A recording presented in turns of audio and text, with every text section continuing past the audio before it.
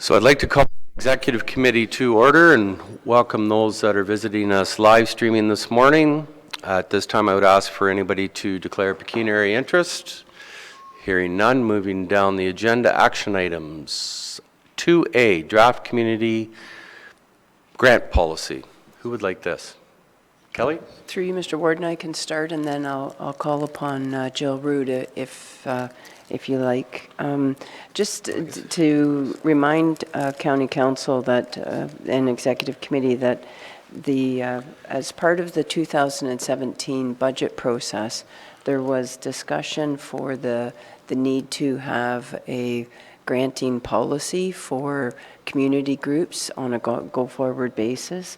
And connected to that discussion was the request to have a detailed summary of how many dollars the county is currently committing in terms of grants to various organizations. The report that's before you outlines that, and in summary, the County of Bruce is funding through grant programs $539,856, and it highlights the various areas, certainly the lion's share being under corporate services, and the big item within that group, the funding for the regional health center in Grey County and Owen Sound. So with that, I will turn it over to Jill, and she'll go through various pieces of the report along with the suggested starting point for your consideration for future grants. And in sort of talking about it, there certainly may be a need that we entertain having a short form for community groups versus a long form if the committee wishes to go that route, and it may be a case that you have that done based on the dollar ask. So with that, I'll turn it over to Jill. Okay, thank you. Good morning. So when corporate policy was tasked with kind of looking at the contributions that the county makes financially across the corporation, we did it in steps. And the first thing we did was we sort of took an analysis kind of the current situation. And as Kelly has mentioned, the detail here, it really kind of gives a quick snapshot across all the departments. And through the research, what we saw was there really were, I'll say, two buckets. One is more departmentally driven, and a lot of the funds are delivered through specific programs with specific criteria and a process for handling those monies. And then the other sort of batch was more in reference to, for lack of a better word, I'll call those sort of council asks. So those times when you have delegations and they're asking for financial support, that kind of ask. So we looked at those two. And then the next step was to kind of look at other jurisdictions to see kind of how they were handling the situation. And I guess our ultimate sort of problem statement was to come up with a process for handling these asks that was fiscally responsible, was transparent, and was equitable across the board. So we consolidated kind of what we learned and came up with a draft policy. And I'll walk you through that. That's Appendix A, and I'll just briefly, I won't go detail by detail, but I'll kind of walk you through kind of the thought behind it. So what we first did before drafting this was we then went to our strategic plan and took the values from our strategic plan to incorporate those into the policy so that any funding request would support those values. And then what we did was we actually looked at the goals in our strategic plan, and we lumped those basically into three different categories. And those categories are under what we're calling goals. Those categories are economic prosperity and innovation, cultural enhancement and diversity, and general social enrichment programs and events. So those are kind of the three buckets that groups and organizations would apply under. And the reason for that is to ensure, again, that any kind of requests that we approve, they support the corporation's values and our strategic goals. So from there, so that's kind of the gist of the direction of kind of how the policy goes. And then the rest of it goes through objectives and our guiding principles, who is eligible, who isn't eligible, those kinds of things. And then sets out a process for people to follow. And so this is one of the key areas as well. So people now have a process for when they want to ask county council for financial support, they know what to do. And so what we're suggesting is that they apply, and you'll see in Appendix B, we've come up with an application. So they complete the application. That is done in the previous year to when their event or initiative is happening so that it can be budgeted for. And then once that application is complete, it's given to the clerk, and then they are evaluated. And we've also come up with an evaluation matrix, which is in Appendix C, Community Grant Evaluation Matrix. So again, the thought is that groups and organizations will apply for funding, and then they will all be assessed in an equal way based on the weighting criteria that we have in the evaluation matrix. And then, so obviously those successful applications would have the highest markings. And then the last thing we did was, one of the things we also noted was we couldn't find sort of evidence of success, or at least that was written down and that we could keep a historical record of. So the other piece was we've drafted a report back template so we can see exactly how the financial contribution that the county has given has made that initiative or event a success. And also so that we can sort of have some accolades and ensure that it's known that the county did support those initiatives. So that, very briefly, is the report and the draft policy and process in front of you. Good, thank you, Jill. Okay. Questions or comments from committee?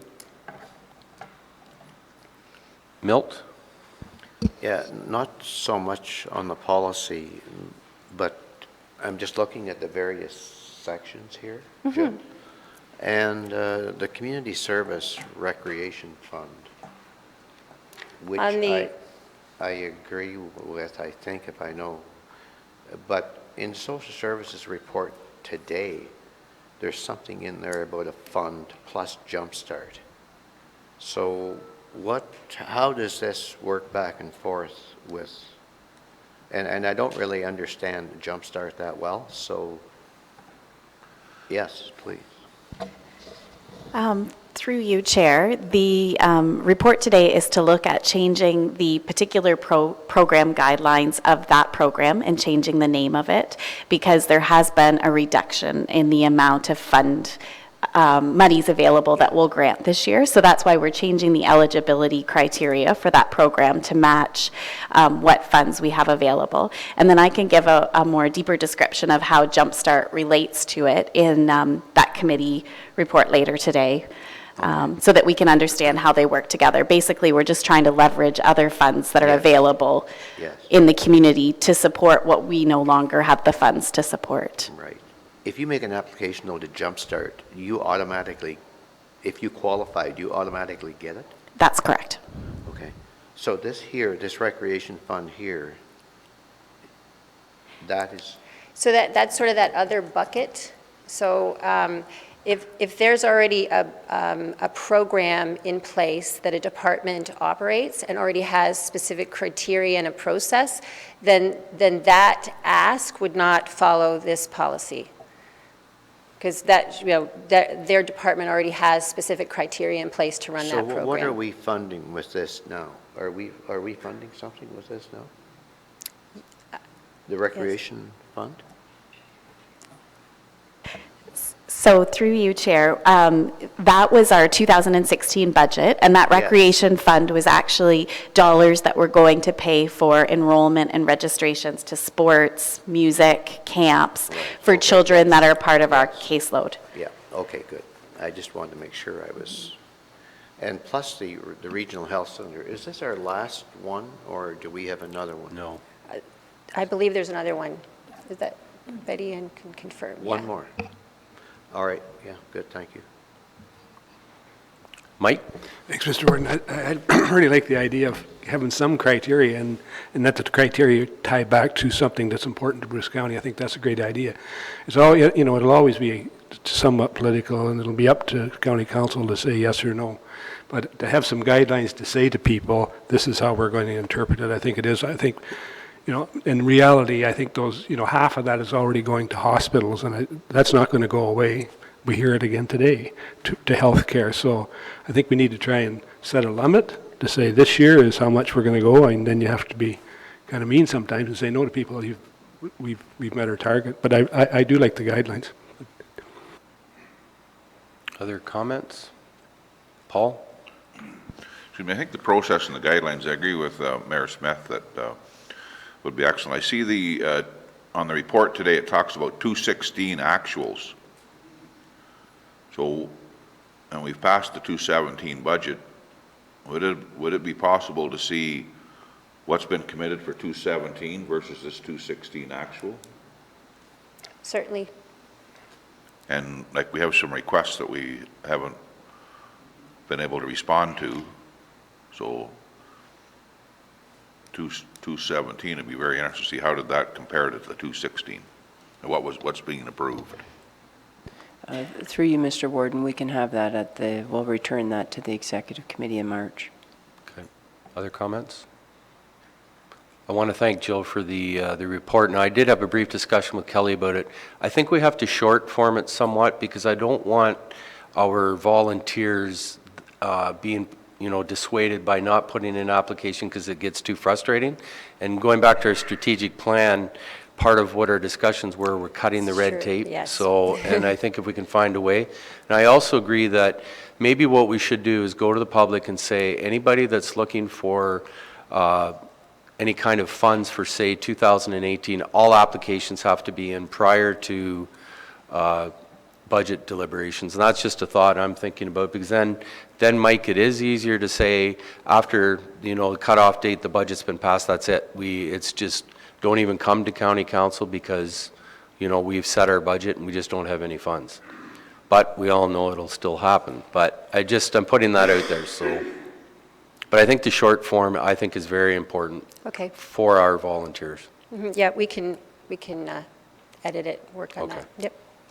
Ann? Did I read that you were thinking of August for a cutoff date, or was that for something else? I was just wondering what you were deciding as a cutoff date in case anybody asks. Through you, Mr. Warden, we've had various discussions, and we're probably thinking of a mid-year point, of a June timeline to start the public campaign so that all the various communities are aware and have a deadline of the beginning of August, so it can get rolled into the budget. And I guess the other question is, what is our budget? What is our thought process and how much we want to put aside for grants to organizations? So I guess that would be something to maybe Kelly to bring what our capacity is, and that furthers what Paul's question was. Okay, any other discussions? Thank you very much. Thank you. Yes, there is a recommendation there. Do we want to tweak that a little bit or accept it as is and then come back with a executive summary type? I guess I'm asking Kelly. Yeah, through you, Mr. Warden, staff would recommend the recommendation that's before you, and that we will bring back a modified application process for committee consideration in March. Mover and second for staff recommendation, Paul and Milt. Any further discussions? All those in favor? Opposed, if any, that's carried. Thank you.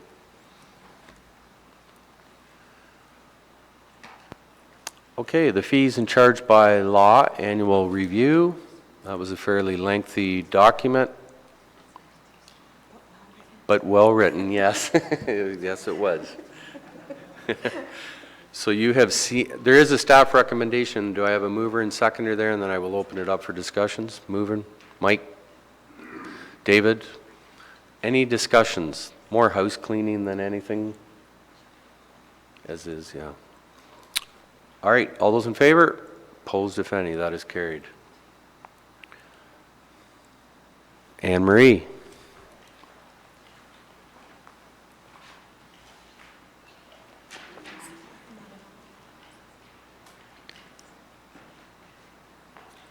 Good morning. What do you have on for a shirt today? I have our new Bruce County 150 shirt with our county logo on the back, so you can't see because of my hair. I came straight from Wyerton Willie this morning. Oh, good. I am still thawing out, so if my teeth are chattering, please forgive me. And I have our committee report. So the first thing on the report that I just wanted to draw attention to, and the reason I'm wearing our logo wear, I do apologize for being a little bit dressed down today. We are selling t-shirts, tubes and ball caps. We're also working on some other items to add to our repertoire, and they're available. They're going to be available through the county building. They're already available through the museum, and with really reasonable prices. We were handing out tattoos this morning to the crowds at Wyerton Willie, so we have Bruce 150 tattoos that we can hand out at the events we're going to, and we're looking at some water bottles and those kinds of things as well. Our New Year's Gala, pardon me. Sorry. That's okay. Was a great success. We sold 233 tickets and did 6 complimentary as prizes on the radio for a total of 239 tickets. The Bruce County Museum and Cultural Center was a beautiful venue to host guests and ring in the new year with our gala party. And I'd really like to thank everyone who helped to make this event such a success, especially the staff at the Bruce County Museum and Cultural Center and the Bruce 150 committee. So coming up next week, we have our Port Elgin Fun Spiel. We have Explorers Rock in Plaid, and we're going to the Port Elgin Curling Club. There are still some spaces, so if any of you are curlers, please feel free to join us. It's $50 per person. We have prizes for everyone, and prizes for the best plaid or tartan themed team. So that's going to be a lot of fun. So we're continuing on with plans for Tartan Day. We're going to do the social media campaign around that. The tree planting ceremonies, April 21st at 11 a.m. And we're in the process of contacting each municipality to find out what locations have been chosen for the trees. So that's in the works. Our military reunion dinner. Betty Ann pointed out this morning that I had not included that Alan Bartley will be there to speak about the 160th Bruce Battalion since he's written the book about it. That is still in the works. He has not had to back out. And also military historian Clarence Kiefer will set up a display of military memorabilia.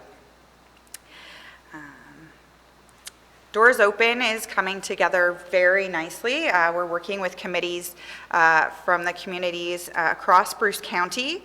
We're looking at having 40 to 45 locations in total, as well as some additional points of interest. We will mark all of our lighthouses, all of the cenotaphs on the map so people can find those locations as well. And we're quite looking forward to that. We were the first Doors Open community to get their information up on the Ontario Doors Open website. So we're on the ball. Good. We're working with the Tiverton and District Lions Club for their summer kickoff, June 23rd and 24th. We're going to have a movie night June 23rd, and then family-oriented activities sponsored by the Bruce 150 events at the event on the 24th in Tiverton. So I'd like to thank Council for choosing our artist to complete the art installation. Don Dubois is thrilled to be involved in this exciting endeavor, and we are working closely with Don to identify a timeline and unveiling of his pottery. Spooky Bruce, there's quite a bit of talk about this event. People are really excited to be able to go into the jail with a haunted house theme. So we're still working with our partner organizations and continuing to meet with them. So today was our first community outreach with the trailer. We talked to a number of people about the Explorers of Bruce County project and got some stories to add to our repertoire. And we're looking forward to attending events across the county, including most of the fairs across the county, which is really great. Still gathering items for the time capsule. We are going to put a deadline on those of November 1st, 2017, so we can put it together and present it to County Council before it gets put away for 50 years. We're doing really well with our Facebook. We've got 373, almost 400 actually, likes on Facebook, and we're using that to promote a lot of the events and activities that we're working on. So we're just continuing to work away at our projects, meeting monthly, and going to the events as we're able to. Good. Well, thank you. Any questions or comments for Anne Marie? How big's the time capsule? Because I thought we could maybe put Paul in it. It won't fit Paul. It's about the size of a small piece of luggage. Okay. Good. Keep up the good work. There's a lot of excitement around the county, that's for sure. And the snowbirds, that's really good news. Amazing. Yeah, it is really good news. Thank you. Thank you very much.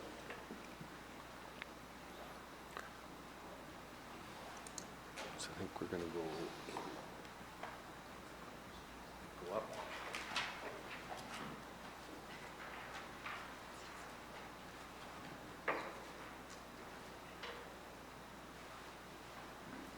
Where we're going. So, good.